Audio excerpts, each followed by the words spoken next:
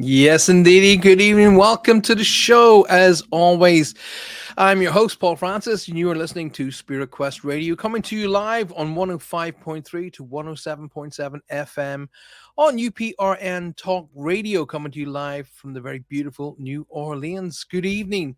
Welcome to this Thursday afternoon, evening, night, depending on where you are around the world. Want to say hello to Lynn. Maria, Kelly, William, lovely, lovely. Is it cold here? Yes, yes, it's cold here. It's yes, rainy, windy, stormy, freezing. Um, yeah. Hence the. We call these our snuggles. That's what we call them. We have them. My family and I have them, and they're. You know what? They're kind of like wearing a hug. Well worth it. But we wear them even in the summertime. They're just a feel good. I love it. I love wearing this. In fact, I went out to a shop yesterday, and the shopkeeper went, "Where's the snuggie?" I was like, What do you mean? They went, "You always wear your snuggie. Where is it?" So people get to see it. It's cool. Sue, good evening. Lovely to see you. Maria says, "I could tell by the jacket." Yeah. They say there's no such thing as cold, only the lack of hate. Actually, there's one of my favorite sayings is actually there's no such thing as bad weather, only the wrong clothing. Alison Lowry, lovely to see you. Welcome to the show. Good to see y'all. And thank you very much for being here. Carol Fitzgerald's just joined the show. Mary Erickson. It's wonderful to see you all. Thank you very much for being here. Don't forget, vitally important. I've got a focus, and that's to get you guys to give me a hand and make this all happen. So let's see who's joined. Carol Fitzgerald Horton, double barrel surname, Posh. It's a beautiful day in Virginia, says Mary. And well, hey, lucky you, because it's not here. Christine McCracken's in the house. Good evening. Oh, there she is. Faye. Hello, my darling Faye. As your lovely husband nearby. I do hope so. Paul Francis and everyone else and says Facebook user. I always do this here, guys, because you guys can see. See, look, I can't really I really love to tell who you are. Love to. But I can't because you're called Facebook user. So what I need you to do, Facebook user, is pop out of Facebook, zip into YouTube, and the search bar at the top, just type in Paul Francis Medium. Boom. You're straight back here. And I can see who you are. So give it a shot. Go on. And then subscribe. And once you've subscribed to my show on YouTube, every time we release a show, but whether it be here on Thursday night or be Monday nights, you'll be told in advance when it's coming on. So you're straight there. Sue says hi to everybody. Christine says hi. There's no sound. I don't understand. Well, Christy, must be your end. And after running back to work, have a great show. Kelly, you have a fantastic day at work, and thank you so much for being here. Thank you for taking the time out. Now listen, Christine McCracken just scared me. Can you guys hear me? Just type in yes. Let's just type in yes. Christine McCracken's actually said there's no sound. Marlene, hi, lovely to see you. G'day. Dawn Hatsam says, "G'day." Well, there you go. So Maria can hear me. So Christine, sort your kit out.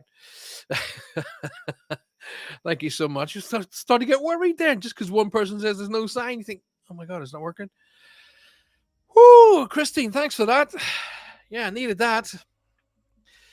Good. Everybody can hear me. That's more important. So Christine McCracken has probably got her volume switched off or down or something like that, which is technically easy to do. I remember being in a recording studio and I was like, why is this not working? Why is this not? I worked, I tried to get the desk to work. I tried, and nothing was. So I rang up my pal who is a top producer and I says, listen, Gaz, none of this stuff's working.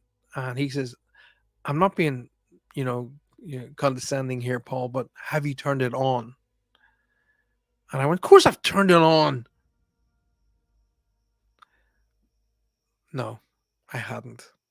There was a button that says amplification, and it wasn't on. And I was an idiot. So I switched on the amplification. Guess what? Everything worked. So sometimes it can be the tiniest of things. Tina Allen, blessings to you too. Welcome to the show. Good to see you. Roger is in the house. Uh, Psychic Roger Garza, Senior, Latino Psychic Visions. Good evening. He's only missing one word from that, Professor. Karen Boyle, good evening. Sending love. Thank you so very much. Very greatly appreciated. Now I can hear you, says Christine. See, it's called switching it on. I have my Dublin friend here with me, says Marlene. Well, good. Good evening and Shalonga Foyle to the Irish. Welcome to the show. Now, tonight's show, I'm going to focus on. So I've got you for 90 minutes. All right, 90 minutes. So that's an hour and a half of us having a laugh, having a giggle, and talking about stuff. Rachel, good evening. Welcome to the show. Lovely to see you. Listen, y'all, I want to double the numbers that are watching the show. So here's how we're going to do it, and I'm going to ask you to help me. Okay, I genuinely am going to put myself in your hands. I want you all to go out and invite 3 people to the show, just 3, and make them come in, get them to come in to the show, get them to subscribe on YouTube. Okay, 3 people. That's all you got to do. And what we're going to do is, out of everybody who gets 3 people to come and subscribe to the show, you guys are going to be put in there and you're going to win a prize. One of you. That prize could be anything. It could be one of my baseball caps. It could be one of the beanies, one of the T-shirts, one of the books, a private session with me, whatever comes out of the tombola camera kind of thing. We're going to make it happen. All right. So just go out there and then get 3 people to come and subscribe to the show. That easy. Right. So tonight's show, listen, y'all. What a tonight's show I want to focus on, right? Because obviously we're going to have Q&A momentarily, but it's all about this show tonight. Spirit Quest is all about our journey, hence the name Spirit Quest. Our quest. What's our world all about? What does our world include?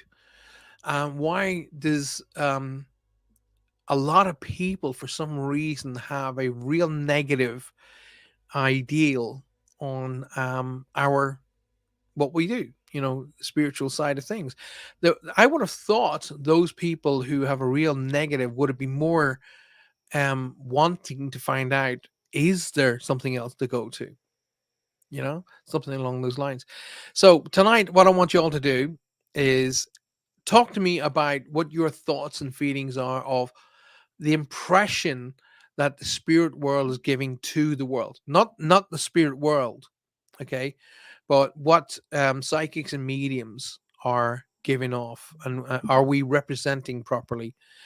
And of course, tonight's also about spirits and ghosts. Okay, what is your experience in interacting with spirits and ghosts? Now, not only in your home, but in your workplace too. There's a lot of people that work in older buildings, hotels, restaurants, pubs, factories, so on and so forth. For an example, I used to work in a castle, a real, proper, genuine castle, and it was teeming with spirits. So I want to know what your experiences were with your interaction with spirits in the workplace. And if you haven't had any interaction with the workplace, maybe it'll be home or a former home or a grandparent's home, so on and so forth. You know where we're going with this. Okay. Dawn says some people are just happy moaning. Yes, you get very, very negative people. Okay. Yes, and weirdly enough, they can really get through to you sometimes, and they can really bring you down. That takes a lot of work for me to kind of just push them past. But the way I see it is this. See, the whole reason why I've focused my whole life and career is to prove that life carries on after death. Okay, hence the next life. And the reason I want to do that is, if I can prove life carries on by bringing through messages from loved ones, one, your loved ones are fine and happy, they've reached their goal, where they are, and they've met up with all their friends and family, and more importantly, they're no longer ill anymore. Two, when we if that's coming through, okay, then surely when our time is up, we're going to go to the same place, right? We're going to meet up with those people who we've currently mourned. So we're going to meet. And in my reference, it's I'm going to be back with my mom and dad. I'm going to be back with my grandparents, my aunts, my uncles, my cousins, my friends who've all crossed over ahead of me. I'm going to be with all of those people, and then on top of that, again, it's going to give me opportunity to look out for my family here and now. However, I'm not in a hurry to get there. Don't worry about that. So I want to talk about all that stuff. I want to talk about your point of view on that. So let's get that involved tonight. And maybe what I can do is bring one or two of you onto the show to have a chat as well. It'd be really, really great. So once again, I've got another lovely person, as you can see here. Look, Facebook user. That's all I get to see. So come out of Facebook, go onto YouTube. So come out of Facebook, click onto YouTube. In the search bar, just type Paul Francis Medium. Boom, you'll come straight back to the show. And it's far more stable on YouTube than it is on Facebook. And I'll be able to get to see who you are. But more importantly, thank you for being here tonight. I appreciate it very much. I believe, let's bring Christine, or sorry, beg your pardon, Carol. I believe the ones that are gifted are here at this time to help mankind see the bigger picture. That's a wonderful point of view, Carol. Thank you for that. That's actually a magnificent point of view. Yes. No, you know what?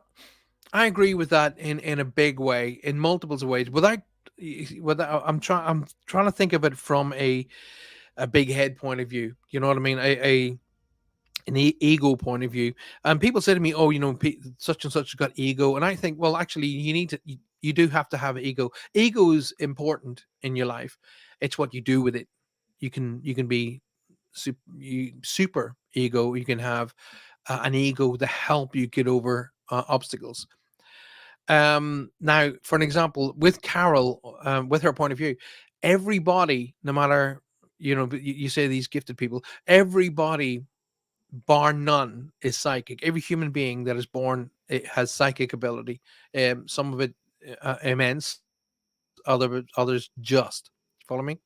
So everybody is, and the weird thing about it is those people who say, "Oh, that psychic crap, it's all rubbish and it's all lies and it's all rip off and blah blah, all the negative connotations that go along with it." Yet they always say, "Oh, I get this feeling, or I feel this about that, and I get this feeling about this. I walked in this place and I got this weird feeling." Hello, we call that psychic ability. But anyway, do you know what? Whatever. If they don't want to believe it, I always say, if you don't believe me, and people come to me and they go, "I want you to convince me. I want you," yeah, and I always reply with, first of all, I feel my Irishness. My Irishness goes, "Argh." And then I go, breathe. And I want you to convince me. And I say, "Convince you of what?" And they say to me, "I want you to convince me that what you're telling me is true." And I go, "Right, here's how it works. I'm the mailman. Okay, I deliver the post. Does your postman tell you what's in your letters?" And they usually go, "Well, no." Exactly. Right? I deliver the mail. It's up to you to read the mail or throw it in the bin. But in between, I couldn't give a toss. Right? You're not going to drag me down because you don't believe in what I do. Okay? And I'm not here to convince you of anything. You want convincing? Go see a priest. Okay? Let a priest talk to you. And if he convinces you of that particular religion, fantastic. I am a big believer in religion. I'm just not a big believer in labels. That's all. So Christine says, "I used to work the church rostrums as a medium, but life got in the way, but still aware spirit need me to work." You will work when you're ready to work, my darling. And even spirit knows that. Spirit could say to you, "I need you now," but if you are not ready to work, I call it symbiotic.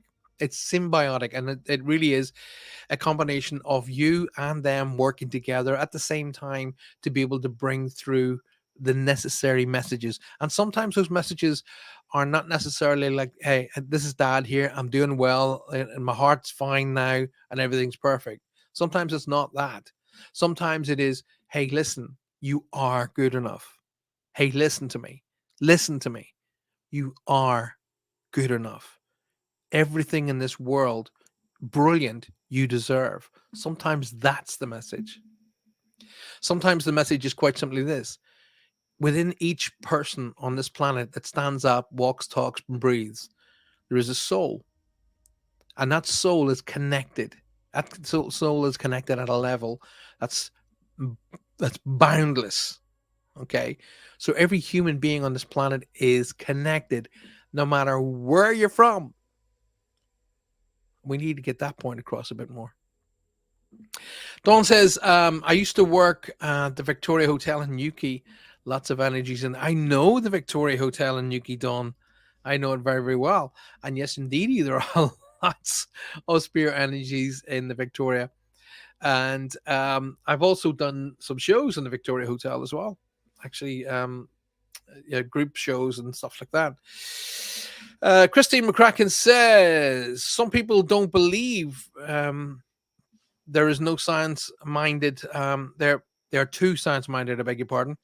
And some are brought up by parents who preach to their siblings. Well, I was brought up in that kind of a bracket. I was brought in a bracket that my abilities were subdued, and I was constantly told there is no such thing as ghosts, so don't worry. Okay. Towards the end of my grandmother's life on the earth, she said to me, son, don't worry. It's not the dead you want to be frightened of, it's the living. Okay. And that was kind of her way of saying, clearly, this boy is meant to be able to do something, to do something for the people of the world. I always thought I was going to be a priest.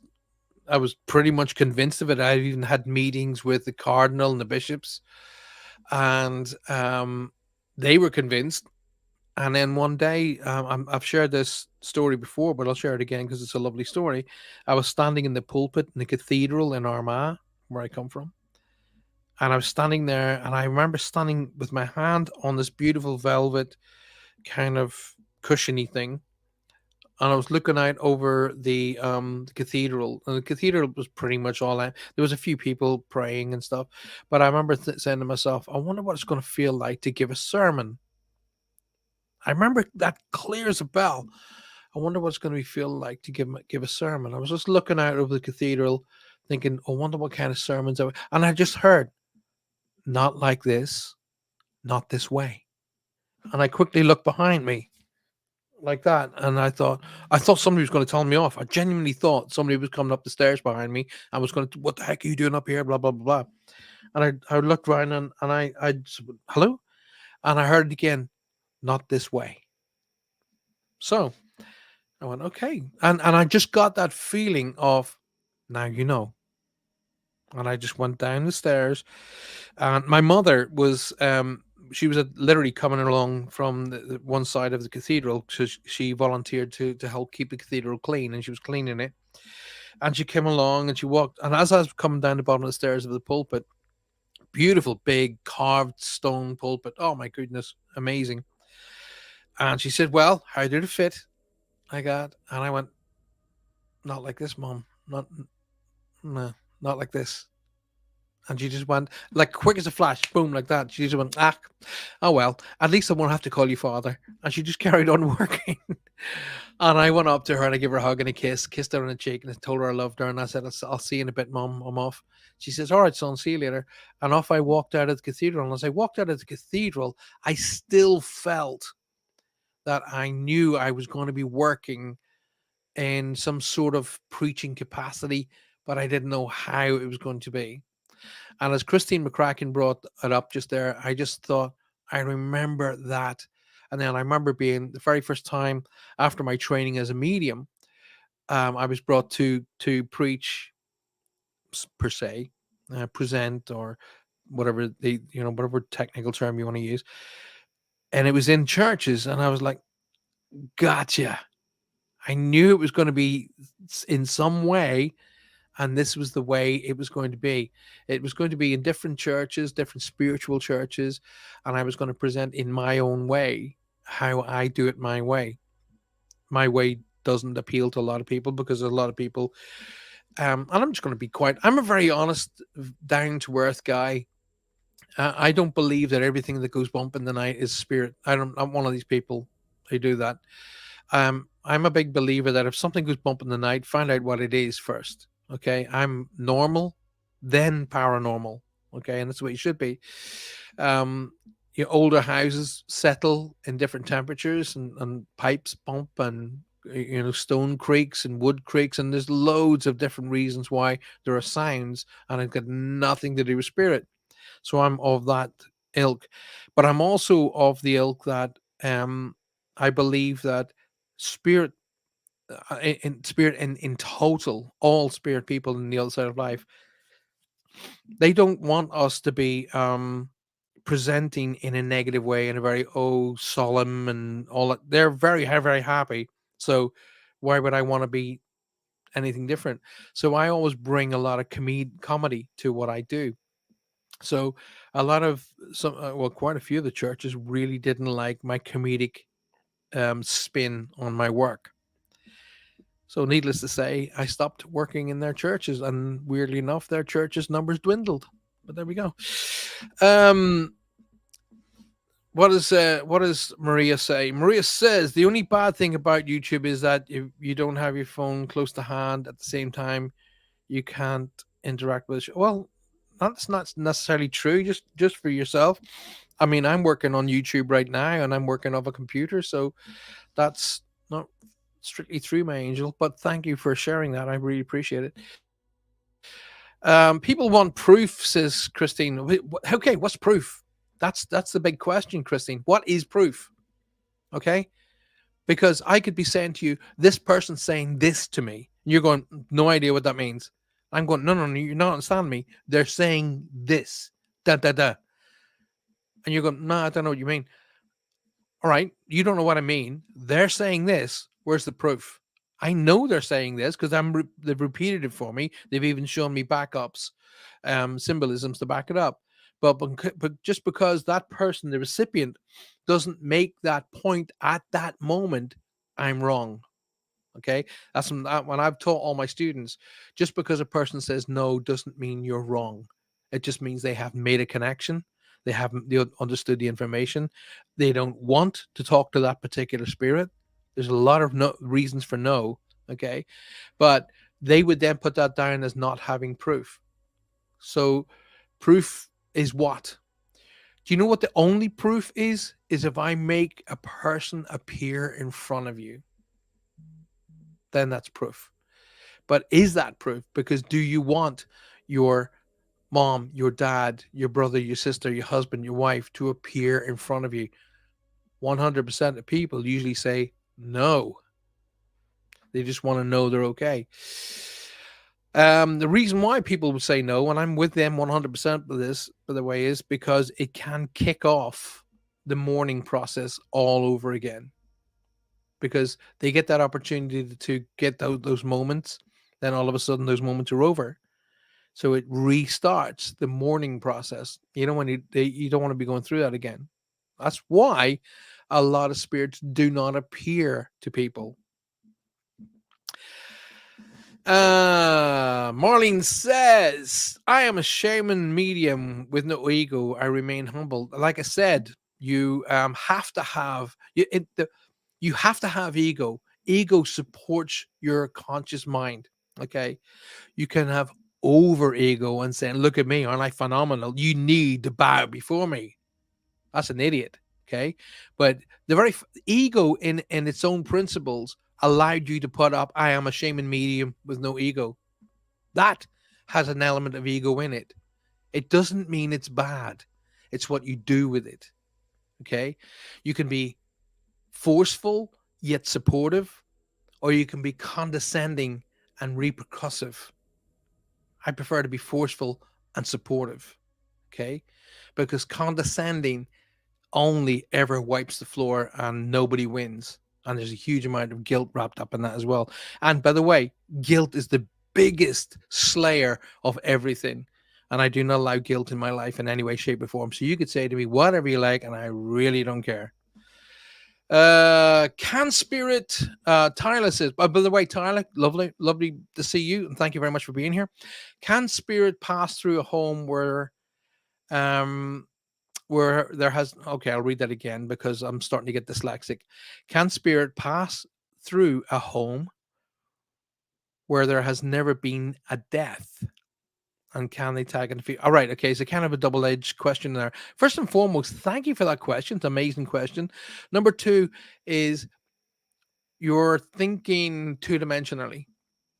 Okay, because a particular building hasn't really experienced a passing doesn't mean the area hasn't experienced the passing. Alrighty. So, for an example, let me give you an idea. If we go way back to the 1100s, the 1200s, 13, 14, 1500s, there was wars everywhere. I mean, there was wars everywhere.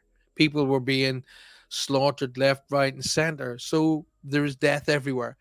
But then comes the 21st century, and we're building houses everywhere.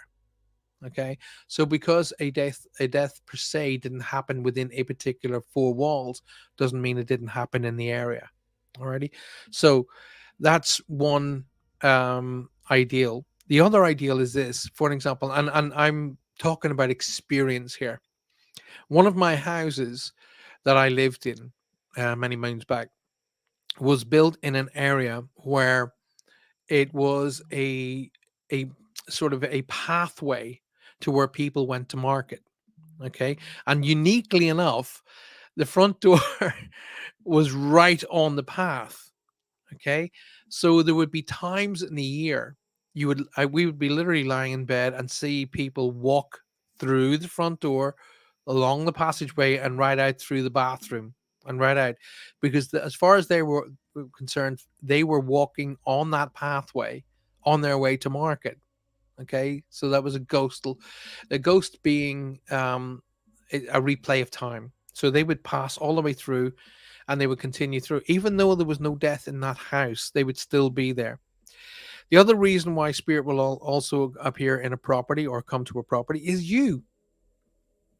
Yeah, you. They are attached or connected to you. That's why they'll come there. And you are very, very right. I'm not going to say no to this because I've seen too much evidence to prove contrary. I mean, I find it difficult to grasp this, but I've seen too much evidence to say that it's not wrong. There's growing evidence that spirits are connected to particular objects. I'm going to go out on a limb here, guys, and say I find it extremely difficult. I mean, almostly impossibly difficult to buy into this haunted doll stuff. Okay. I'm not going to call it crap because one thing that I am is I am always open to learning. Always. I'm open to learning constantly.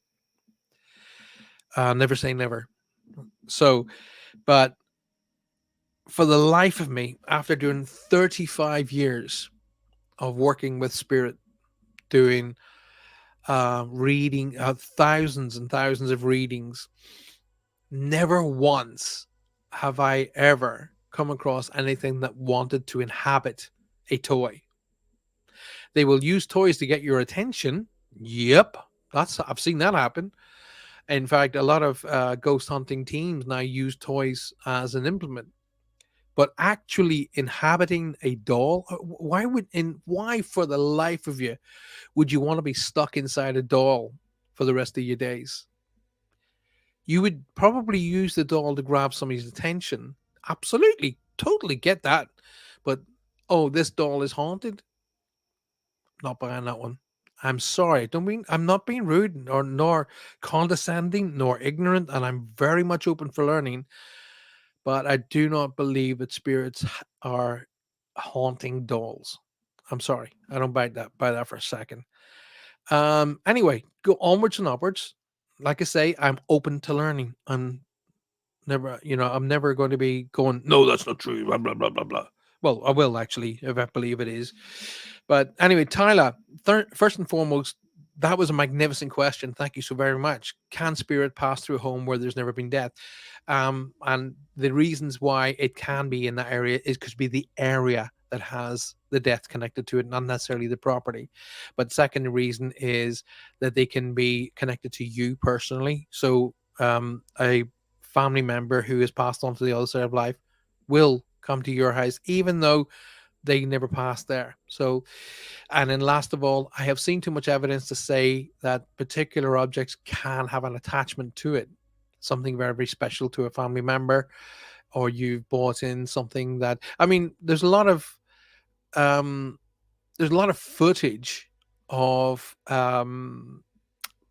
shops that sell antiques, proving that there's spirits in and around those shops. So that would only go to prove and support the theory that spirits are connected to particular objects. And a great many, if you go to any antique store and just say, listen, if you had any weird activity over the time that you've worked in this field, and let them answer you.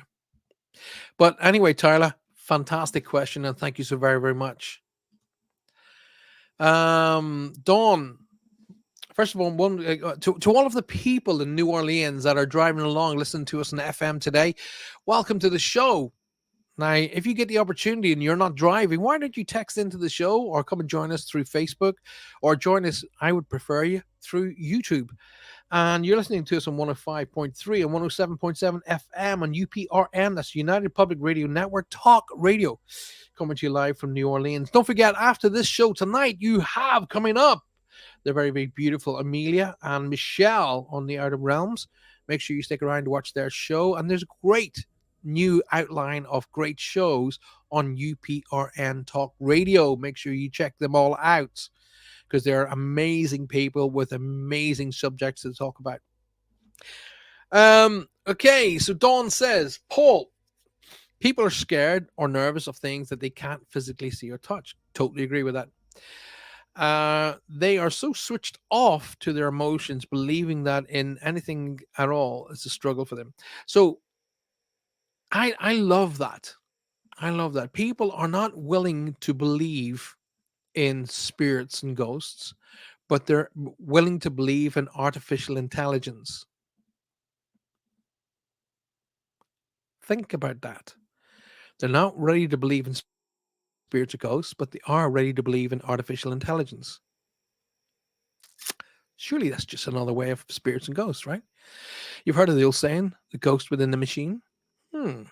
People don't like what they don't understand, and they don't trust what they don't understand. So the way I see it is, it's every good medium and every good psychic's duty to explain everything and teach as well as doing reads.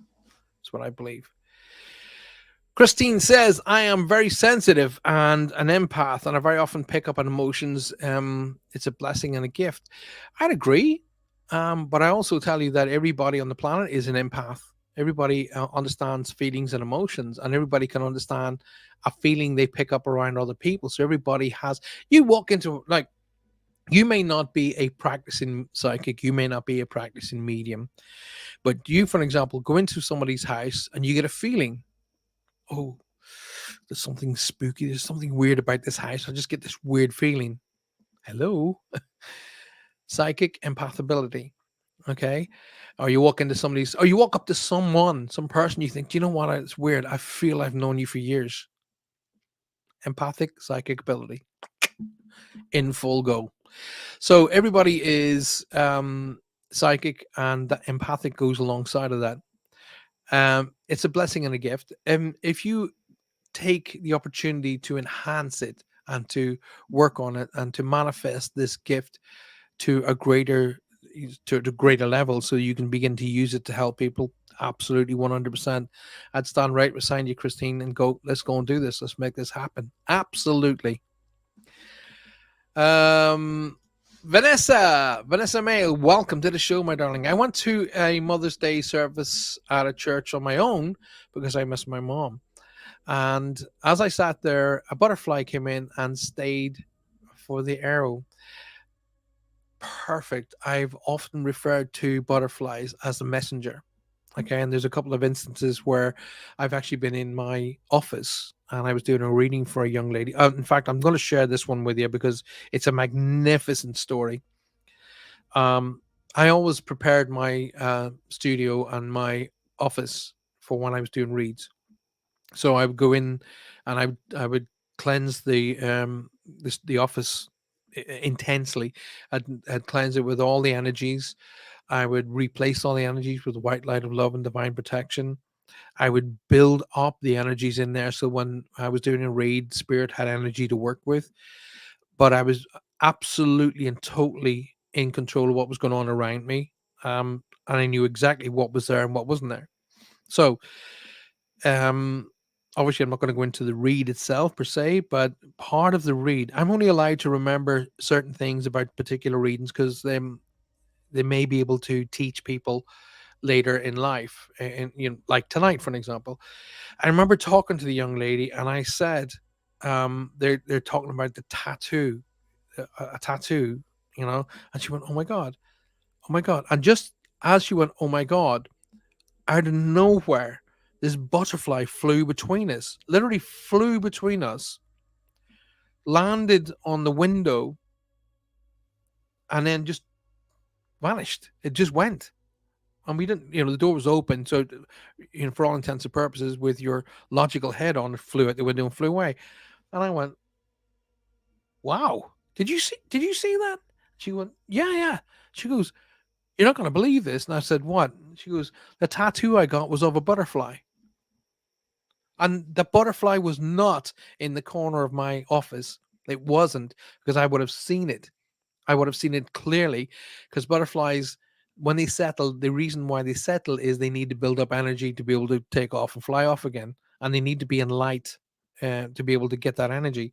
So this butterfly flew out of a corner with nothing in that corner, flew between us and out the door. And that girl had just had a butterfly tattooed on her body. And I remembered that part because this is one of those nights where I teach you guys that the butterfly is actually the messenger. All right. So, Vanessa, I would very, very happily hold your hand and tell you you are getting a message to say, I'm right here. Hopefully that helps you, my love. Karen Boyle's in the house, and Karen Boyle has sent me a message. She says, seeing is believing. My husband has shown himself twice in physical form. He was a non-believer, but promised me he would come back and show me if it was real. I felt so lucky and blessed. Karen, well done. Phenomenal thing to share with everybody. Thank you for doing that. Okay. Now, this is where I explain what's happened. I said to you guys, people won't appear because it will restart the mourning process, which it would. However, if you've agreed in advance, like Karen and her husband, then these things can happen. Okay. I've heard many, many times where they've said, I'll ring the bell or I'll do this or I'll do that. In fact, there's a great story about Harry Houdini, who told his wife, if I can escape from it, I will. Needless to say, he never did. Um, so Karen's husband has appeared twice, and if he's a non-believer, I've said that if you follow my show on a regular basis, you'll know that I say the ones who don't believe are usually the ones who come through first because they want to say, actually, do you know what? Ooh, it's true, it's real. And my symbol for that is Cilla Black. Okay, if I see a picture of Cilla Black appear in front of me, I go, they didn't believe in the other side of life, did they? And people go, no, because I see Cilla Black, and if you're from the UK, you will know Cilla Black means surprise, surprise, and that's what that means. Marlene is going. I can hear when Marlene puts up. Sorry, I've just got something falling on my leg here. Marlene puts up. I can hear an accent. I'm just a vessel. I give messages whether you accept Whether you accept, they accept his free will of soul, free will of everybody. To be honest with you, um, you are. That's where the word medium comes from. Mediator, in between both. So you're the mediator between the physical and the spiritual, and that's where the word medium comes from. So it's amazing. Christine says, "You are correct. I work with people with mental health issues, and I find I connect very well with them, with the people I need." My grand said to me, Paul said that to me. Obviously, the it's the one. It's not the dead you want to be frightened of. It's the living. But you're absolutely spot on, Christine, because people with greater, shall we say, psychic abilities or empathic abilities have a greater connection to people who are suffering with mental issues. Okay. Because people with mental, okay, not just mental issues, but physical, strong physical issues like loss of sight, loss of hearing, whatever. Because when the body has one of its senses taken away, the other senses enhance. Okay. People with, for example, who are totally blind, well, their hearing tends to be superly enhanced, and various sort of things that way. But what I find when I have worked with people who have, shall we say, strong emotional issues, I have found that they immediately trust me, and I don't go out to set that up. I just go, "Here's who I am," and they go, "No, you know what? I get it. I get it." And that's because the energy around me, they're picking up and they understand. So that's what that's all about. So Christine, you're spot on correct there, my love. Lynn says, my neighbor asked me to ask you, when we pass over and a medium contacts us. Okay, let me start that again so I get the question correctly. My neighbor asked me to ask you, when we pass over and a medium contacts us, and if we are all seen and wearing clothes, we are we wearing the clothes we die in? If so, are we stuck in the clothes? Okay, all right. We're first and foremost, what's thrown me there is when a medium contacts you, because that's not how it works and it's not how it should work. But anyway, irrespective of that particular part of the question, no, you're not necessarily stuck in the clothes that you cross in. Okay, I take it you guys have watched the movie Ghost Town with Ricky Gervais, which is funny as heck. I love it. I watch it regularly because it's just funny. No, for the guy who passes and butt naked, no, you're not butt naked in a fraternity. No, that's not how it works. You're thinking here, not over there. Okay, and I'll give you for an example. I've got visions flying through my eyes now. Um, when we laid my father to rest, I had a meet. I within seconds of him literally being laid to rest, I stood back from the edge of the grave and took my place, and I just took a deep breath, and I boom, vision, whoosh, like that, and it just went whoosh right up, and the vision was of my dad and my mother dancing together, like ballroom dancing kind of thing. And my dad was in his black suit and his white shirt and his black tie, and he was around the age of 30 odd. And my mother was around the same age, and she was wearing a beautiful, like saffron kind of chiffon dress kind of thing. Anyway, they were both dancing, and so I know we didn't put my father to rest. My father went to rest in his favorite football team's jersey. That was his favorite football team, so he went to rest in that. But he was wearing a black suit with a thin black tie, very late 50s, 60s kind of a look in the vision. So no, you're not stuck. Imagine if you pass over butt naked. The other side of the question that is from a shall we say from a non-comedic perspective is, what about all of those people who are cremated? There's a question for you. So what about those who are cremated? So because everything, well, I'm not going to go into the technical, you know what happens in a cremation. So there you go. But no, but it's a good question nonetheless, Lynn. Thank you so much for asking. I appreciate it. I just keep thinking of those characters in Ghost Town. If you've not seen Ricky Gervais's film Ghost Town, then you'll know what I mean. Because one of the characters is butt naked, and he goes, "Oh, you wear what you die in," and he was butt naked. So just funny. It's just funny. Uh, one of my favorites. One of my friends is a Jehovah's Witness, and she called you evil. Oh God, yeah. Well, that's a completely different show, but I do understand where you're going with that. I've had. You see, the funny thing about it is, having an uncle who is a bishop. I always keep that as my trump card or my ace, and I wait till usually when the clergy. Well, they don't do it so much these days, but when the clergy were having a pop at me about it, you're doing the devil's work. Okay,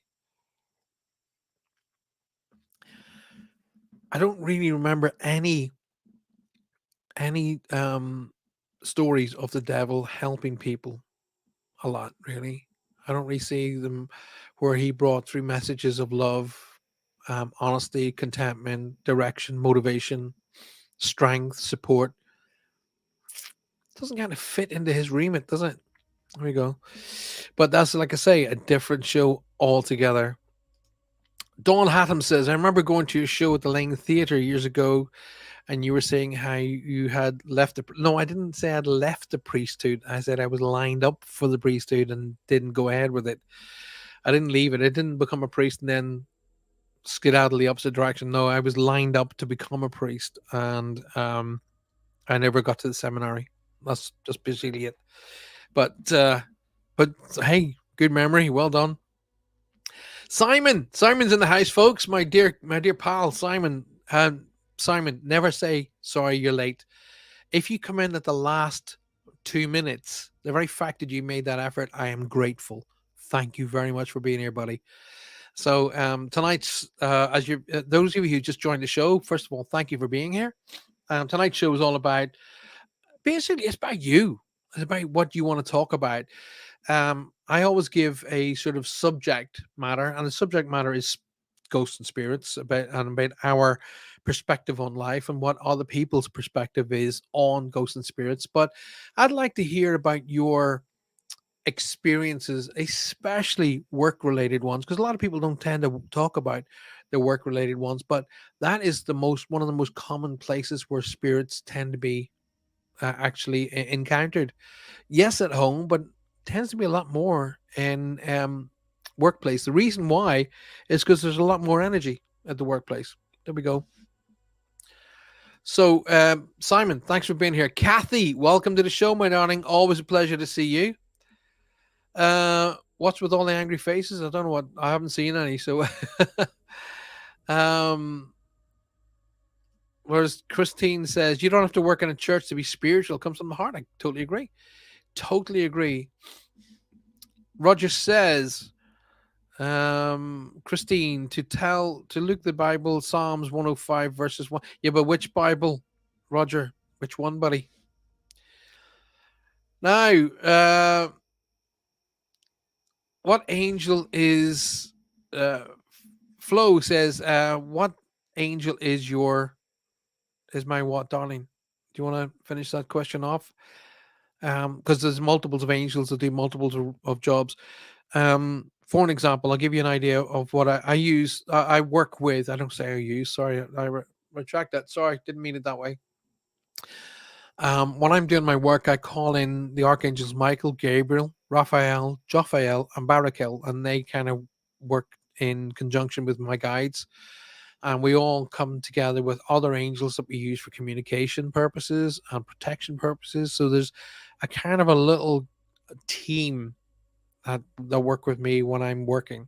So um, each of us do have what's referred to as a guardian angel. So there are ways and means of finding out who that guardian angel is, and that will be a seminar after I've moved house, not before. Okay, I'm trying to put the seminar together right now. I'm trying to get dates together.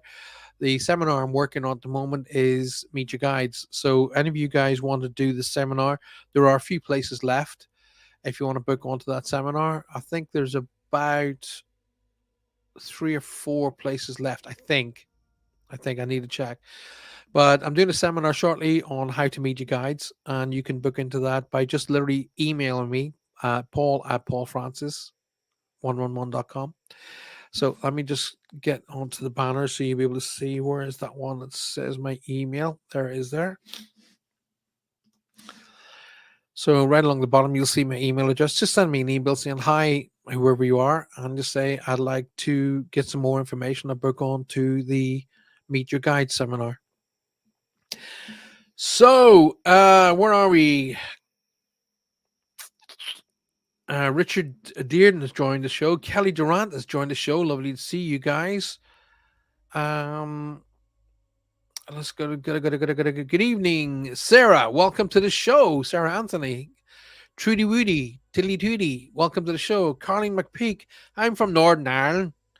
Carleen, welcome to the show. I can take the Mickey because so am I. I'm from Armagh. And welcome to the show. Lovely to see you again. Carleen Fitzgerald says, let's bring that up. What can you tell us about overcoming past life issues in this life? Right. Okay. Some people are going to agree with me, others won't. I don't believe we drag past life issues forward. I don't believe that. Okay. Because if, right, basically what we're in, you might want to call it, you might call life university. We're in university to learn, to discover, to enhance, to grow, to develop. And we have guides helping us along this particular path. They help us get to a particular level, to a particular place in this life where we need to be and what we were supposed to be here to learn. Now, issues of the past, situational issues of the past, can affect a future life, but I don't call them I don't think you have to overcome them. I think it's a matter of helping us with what's going on in this life. I don't believe that they're put in front of us like sleeping policemen. Um, it's not. It's I think it's sold to too many people in that way, and I don't believe that's the case for a second, not for 1 second. 35 years of working with spirit has led me to believe that we're here to learn. We learn the lessons we need to learn, and then we go home again, and then we come back to learn the next set of lessons. Then we go home again, and we come back to university again. We learn the next until we eventually get to the point where we have learned everything we need to learn. So we can be there are seven levels that I understand, and you can be born. You can almost tell a new soul they're ignorant to the world. Okay, they think the world evolves around them. They think they are the center of the world, and everything should happen for them. You can always tell that's kind of like a new soul. Then they will need to stay on that level. And that could take 2 lifetimes. You take 20 lifetimes, and before they move up a level, then they could be in this level number 2 just once. Then they go into level number 3. They could be in there a further 14 times till they get to level number 4, and they could be in there another 100 times. But we can be coming back and visiting and learning and growing. But I don't believe that we pass over before we've learned the lessons we need to learn in this particular lifetime. So I'm not a big believer in past life issues. Past life regression is fine, and I totally get it. In fact, I've been through it myself, and it's real, but it has never affected my future, and only in a positive way. So, good question, though, Carol. Thank you for that question. Kelly says, "Hi, Paul. I hope you're doing well." Kelly, thank you very much for asking. I am doing well, and thank you for being here. Have you ever been attacked during a ghost hunt? Oh my god, yes. Oh my god, yes. In fact, I feel it was a lesson being taught. I was doing a paranormal investigation in a very, very, very haunted place. Weirdly enough, about a month or 6 weeks beforehand, most haunted were in the particular place, and I was asked to go and do bring a team and go and do it. So I went there, and it was a place where they had actually literally physically hung witches, literally. So we'd gone through, and I'd made some connections, and in fact, there's some footage of it on my YouTube channel. There's footage of that particular place on my YouTube channel, and there's actually pictures of the attack. So we'd gone through, we were having a break, and we all went down to the bar, and we were all sitting in the bar, and the chairs were like an L shape, like that. And I happened to be sitting right in the corner of this particular L shape. Um, and there were people to my left, there were people to my right, there was people right in front of me. In fact, one of the gentlemen who were in front of me was a lovely, lovely gentleman, and he was the first coloured policeman in the UK. It was amazing to sit and talk with him, and I get this overwhelming burning sensation in my hand. Literally, it was like ow, and I literally went in front of everybody, and went ow, sugar, like that. And I lifted my hand up, and there was like three welts right down my hand, like right down there, like that. And you could see them clear as a bell, and they looked like three like claws on my hand. And there's pictures of it on my YouTube channel and on my Facebook page. But yes, I have been attacked, and it was to teach me a lesson, to say you're even though you do have all of your security around you, you're not practicing properly. Okay. And weirdly enough, my wife said to me, I don't think you should do this hunt tonight. Something's going to happen. And I went, be daft. I'm fine. As it happened, I went to do that particular investigation tired. And that will never happen again.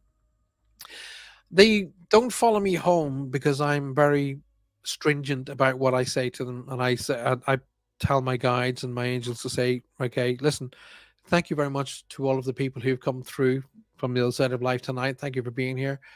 If I'm working from home, like for tonight, and I'm doing a show, I tell them on Monday nights, I say, thank you very much for being here.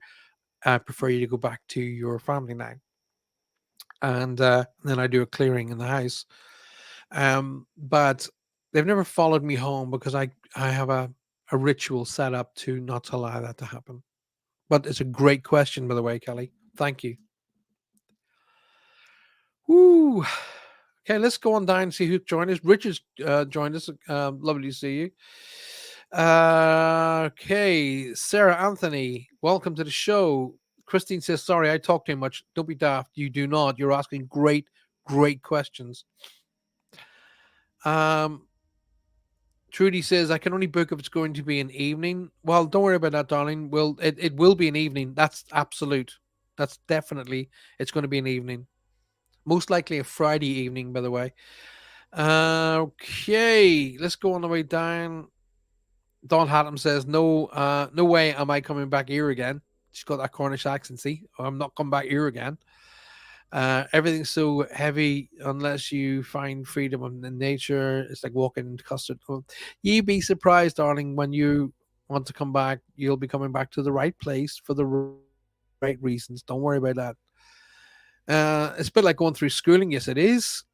The Pendleton Hill witches, they sort of Derek. Yeah, they certainly did. That was, yeah. Yes. Anyway, moving forward, it's like these. There's a few shows on at the minute. Like there's this guy Ian something or other. I really Johanna doesn't like watching them shows with me because I really get so annoyed. One guy, Ian something or other, his name is. He's covered in tattoos from head to toe. Not that that's the issue, but he calls himself an ordained. What does he say? He's an ordained. Oh God, I've gone blank on the name of it now. What do you call those people who supposedly get ghosts out of people? I've gone blank on the name right now. But anyway, if somebody's possessed, these people come in and they help to remove the possession from the person, and they are called something exorcist. That's it. He calls himself an ordained exorcist. He says it live. Hi, I am Ian something something or other. I'm an ordained exorcist. No, you're not. There's no such bloody thing as an ordained exorcist. It doesn't exist. You moron. Okay? It doesn't exist. I know. I come from that background. Okay? And to be an exorcist, you have to have been affiliated to a particular church, which you're not. So you're lying to the public. I hate that. Oh my God, do I? Because people buy, oh, he's an ordained exorcist. No, he's not. Then he walks about throwing holy water, thinking that fits everything, you know? Oh, God. Johanna hates watching them shows with me. In fact, I get to the point where I go, I can't take this crap anymore. I'm going to go and do something like take the dog for a walk. An ordained exorcist. That tells you everything you need to know right there. That's all you need to know. The very fact that he says, I'm an ordained exorcist. Okay. Calm down. Calm down. Yes, Trudy's going. I can hear her, Trudy, going, calm. Paul, calm down. She used to do that to me a lot. Actually, she used to say, calm down, Paul. And she's got this way. Trudy's got this look that when she goes, you go, okay. It must be real though. It was in the movie, so it must be true. Actually, do you know what, Dawn? The Exorcist, you know, the movie The Exorcist is actually based on a true story. It genuinely did happen. Do some research on it. It's amazing. It's amazing. Sarah says to me, Paul, have you been to Pendle Hill? I have not yet, oddly enough. I have been so busy doing everything else. I've not been to Pendle Hill. And there's a lot of work that I'm planning to do investigations on, because we're doing a deal with Netflix at the minute. I'm putting a show together for them, but there's it's a kind of like paranormal investigation kind of thing, but from a different perspective. I'm working on that right now, but I've not been to Pendle Hill, and it is somewhere I'd like to go. I'd like to go to, say, Pendle Hill, and I'd like to go to Salem and places like that that are intense. And what you're going to get out of me is honesty. That's what you're going to get out of me. If it doesn't exist, then I'll tell you, it doesn't exist. It was filmed up in Roach Rock. I'm actually, Trudy was saying to me about going up and doing some work at Roach Rock. In fact, I'm putting together the new Paraghost team. If you'd like to be on the Paraghost team, now we'll make that happen, because I'm going to get Trudy on top of this, because Trudy is brilliant at organization. Her organizational skills are phenomenal. So's Lynn. Lynn is phenomenal at organizational skills, and I lack severely in that area. I know where my strengths are. Coming down to Christine. What's Christine saying? But you have to so close down to working with spirit, use a lot of energy. It takes me a couple of days to regain my. Well, that's kind of like, it's, I call it like a workout. Okay, the psychic ability is like when you're working in your psychic field, you really shouldn't be wearing yourself out. I was worn out because of physical aspects of what I was doing. A lot of traveling, a lot of walking, a lot of visiting and stuff like that. So I was literally physically worn out. I wasn't psychically worn out. So I had been literally traveling for 16 hours on the day of that, and then I did a big show the night before.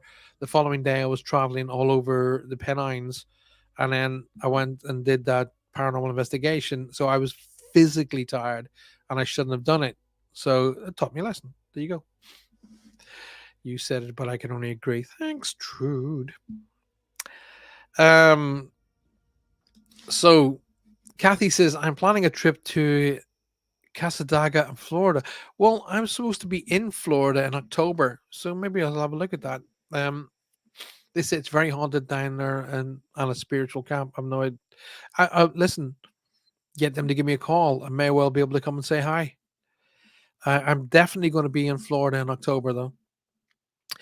Dawn says I'm going to be on the seminar, so hopefully we can connect to them. Absolutely. All right. So now let's talk about you for a minute.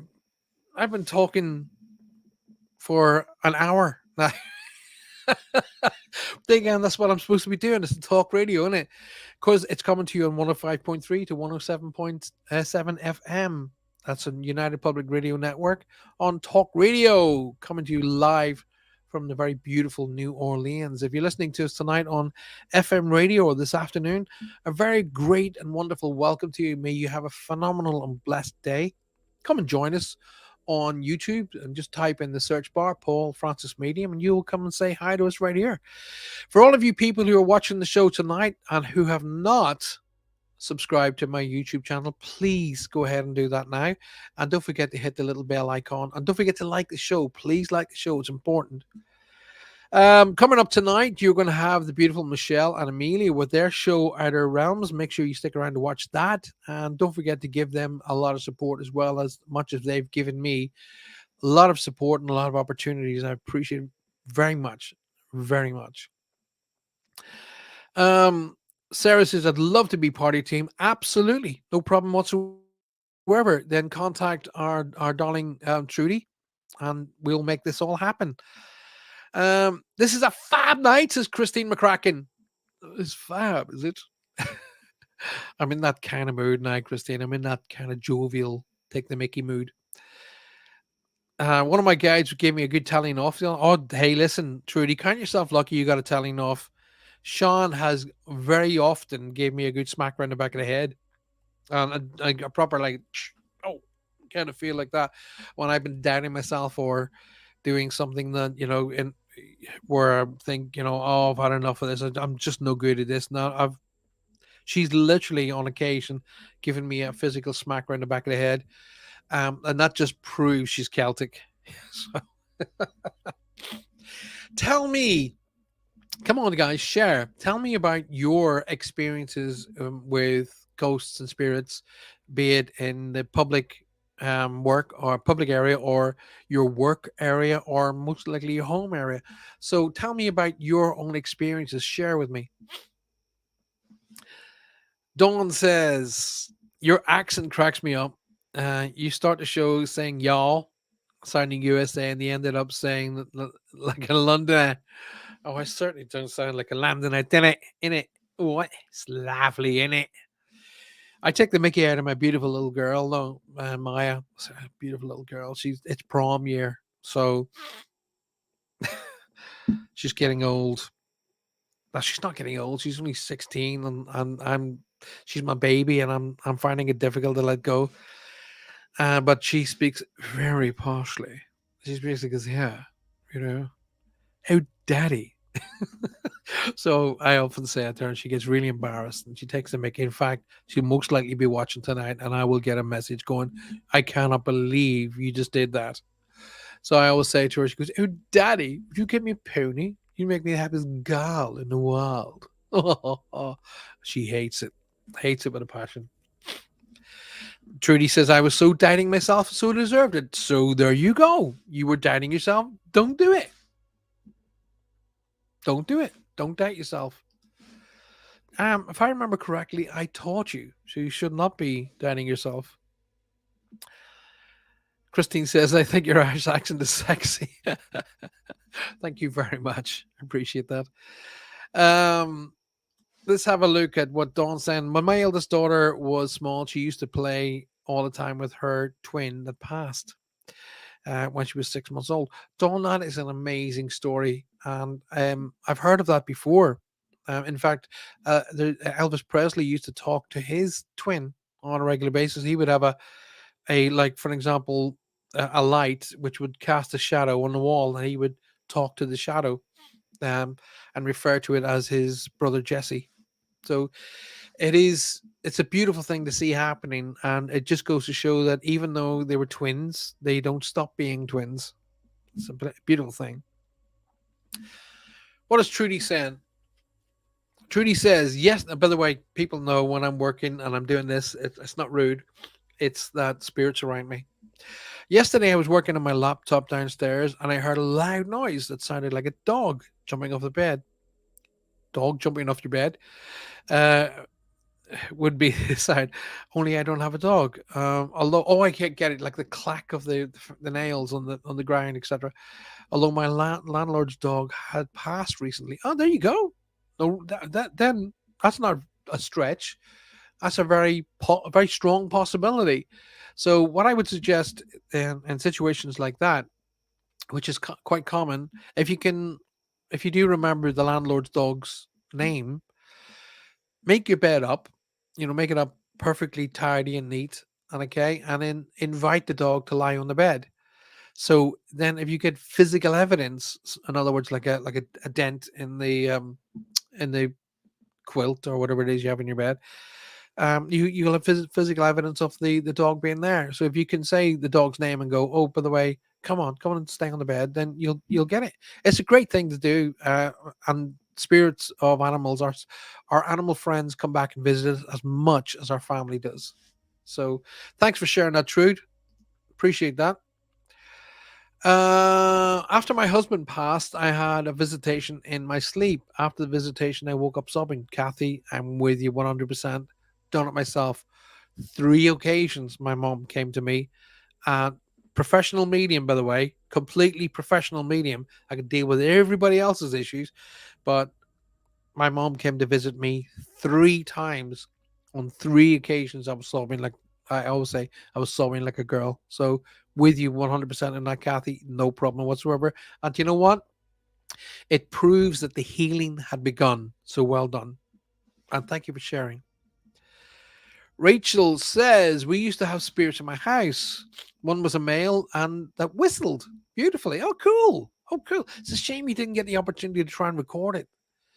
And you say they used to be in your house, or is that a different house? But share that. So bring me up on that. If they're still there, ask them to whistle again and get them to record it on your cell phone. Carlene says my accent is worse than yours, Paula. Oh, you're from Ballymena, right? Okay. For the people in the world who are going, where's Ballymena? Ballymena is very, very north of Ireland, and Ballymena is they talk at 500 miles per hour. Okay, and they talk like they've only got literally seconds to live. Okay, and that's what the communication is. It's actually when you hear two Ballymena people talking, it's like two aliens trying to communicate. And I have been there and looked at the people and gone, no, I have no clue what you've said. And I lived in Northern Ireland. And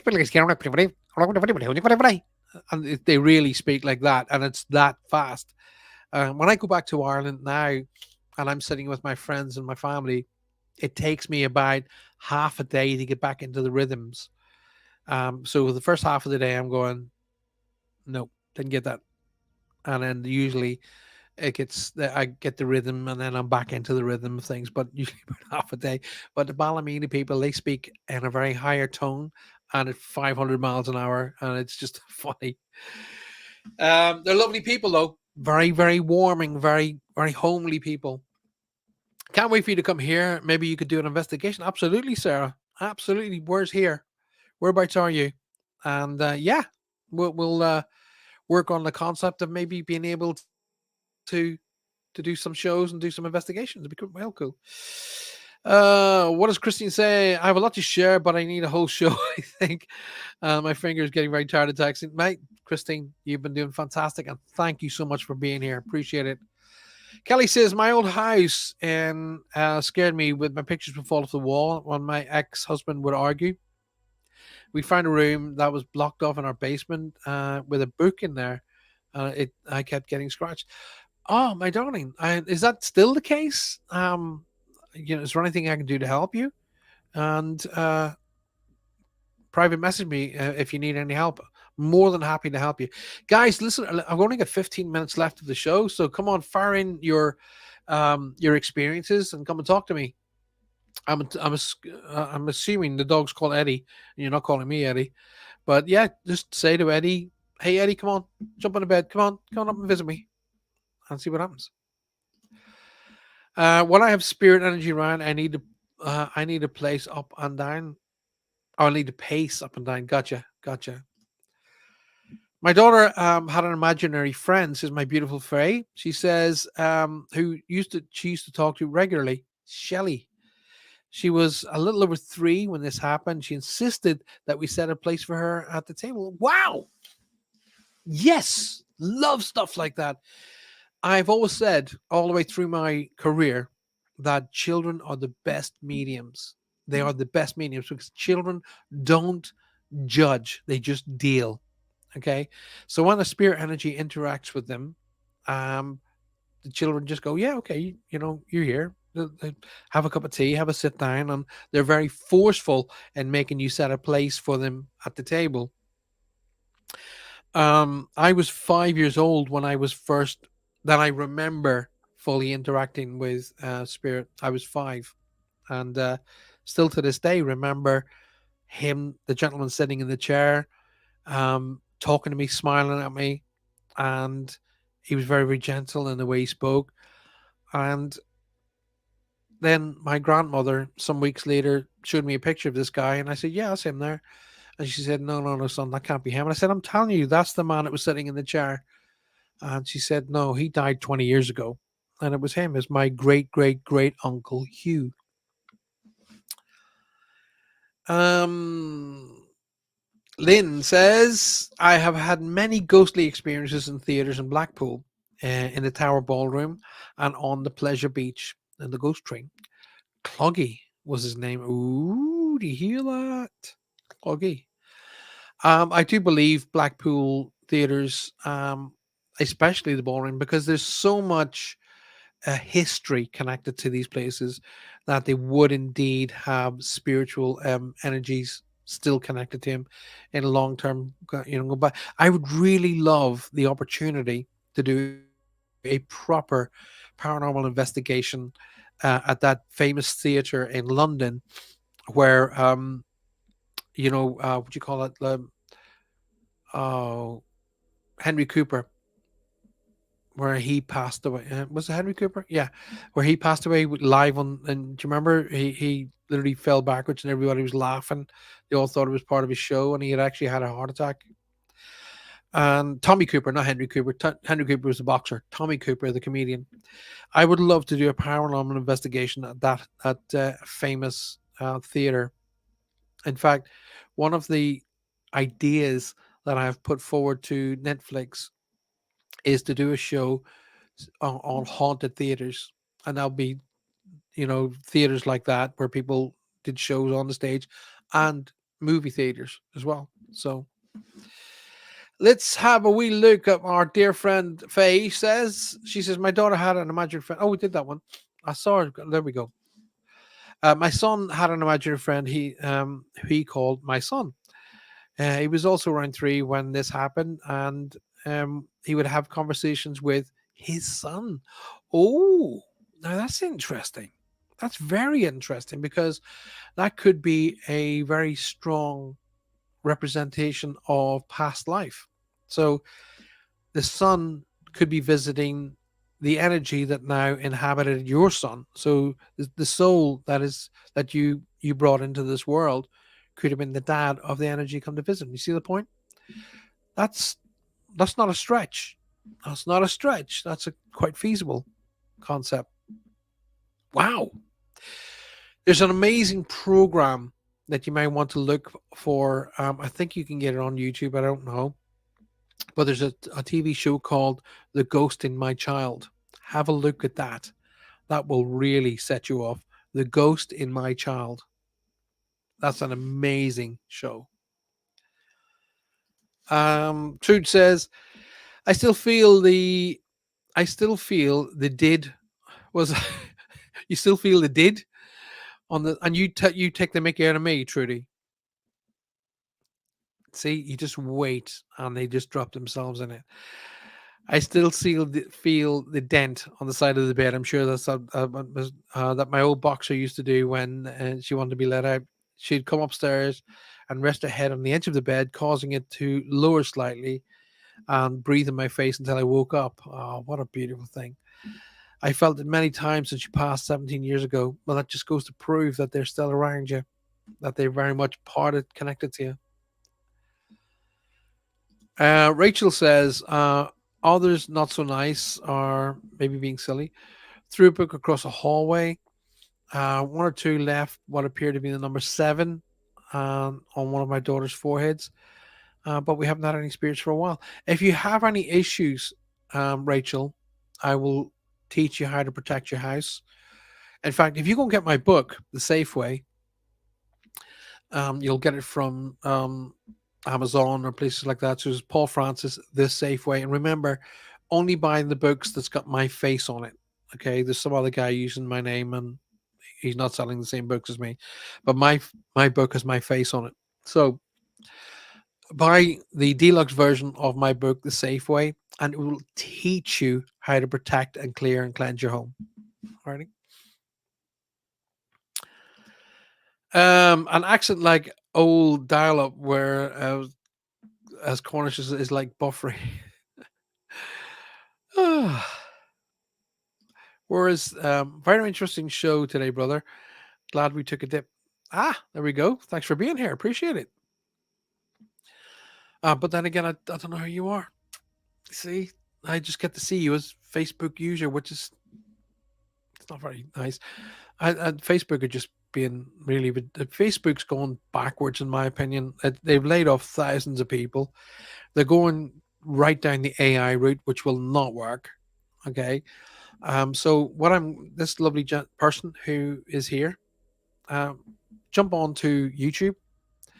In the search bar at the very top, just type in Paul Francis Medium and it'll take you right back to this show. But I'll be able to see who you are. Subscribe to the show, then click the little bell icon. And every time we bring a show up, you'll be notified when it's going to happen. Woo! Where are we? We have about 7 minutes left of the show, so I need to get it together, really. I spoke to my granddad after he died, and I was 4. There you go, says Lucy Armitage. Very often they will make an opportunity to come back. I've heard so many stories of where a grandparent or a father will appear sitting in a particular chair as well.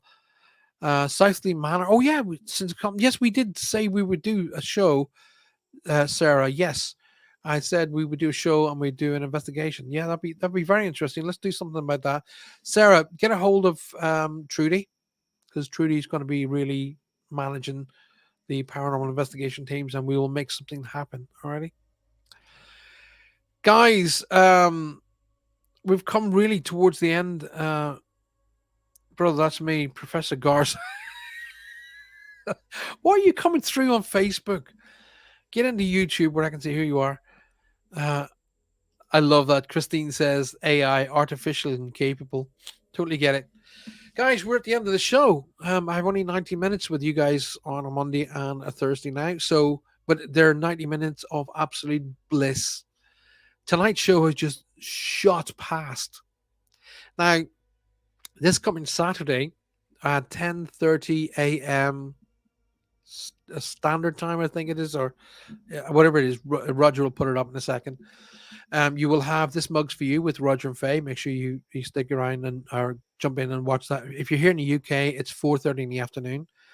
Don't forget, coming up tonight, right after this show, you'll have Michelle and Amelia with their Outer Realms, and their show's fantastic, mind-boggling. But you are listening to me tonight on FM radio, coming to you on 105.3 to 107.7 FM on UPRN Talk Radio, coming to you live from beautiful New Orleans. I will see you again on Monday. If I don't see you before on Roger's show this Saturday, although that being said, I do have a day of prom dress hunting. Oh, woe is me. I may take some photographs and stick them up on Facebook to let you all see how it's going. Thank you. Thank you very, very much for being here tonight. Please, please, please help me. Let's double the amount of people watching the show. Best way to do that is just invite 3 people to come to the YouTube channel, subscribe, hit the bell icon, and guess what? I'll start getting you out there some t-shirts, some beanie hats, some baseball caps, and we'll have a bit of a giggle. Now, if you'd like to be a part of Paraghost, which is our paranormal investigations team, email me, Paul at paulfrancis111.com, or get a hold of my darling Trudy Hall there, and she will help you. And if you can't get either of the two of us, try Lynn Fern, and they will help you as well. That being said, if you can't get any hold of any of us, Roger and Faye will point you in the right direction as well, because they are two of my dearest friends, and they will say, right, we'll give you a message. We'll send your message on to Paul, and vice versa. You need to get a hold of Roger and Faye. Send me a message, and I'll send it on to them. Thank you very much, Rachel. Thank you for a great show. It's only a great show because you guys are a part of it. Remember that. All right. I will see you all again this coming Monday night, if not before. But until then, look out for each other, look out for yourselves. Guys, I'm hearing some nasty things about TikTok. Okay. I'm considering completely canceling my presence on TikTok. So I just want to find out if all of the rumors are true. If they are true, I will be canceling my whole my whole thing on TikTok. I'm not very happy about what things are doing. Apparently, it's being used as collecting information from a lot of people to go to the Chinese networks, and I'm not happy. So I got to see if that's going to be real. I'm not one to jump. I like to find out first and then make a decision. Make a decision based on reality, not on emotion. Good night. God bless. Don't forget to communicate, appreciate, and validate everybody in your life so a medium never has to do it for you. And remember, take time out every single day just for you. Take at least 15 minutes, turn off your cell phones, turn off your house phones, and just take a 15-minute breather, a little bit of a meditation, and enjoy that time just for you. Good night. God bless. And I'll see you all very soon.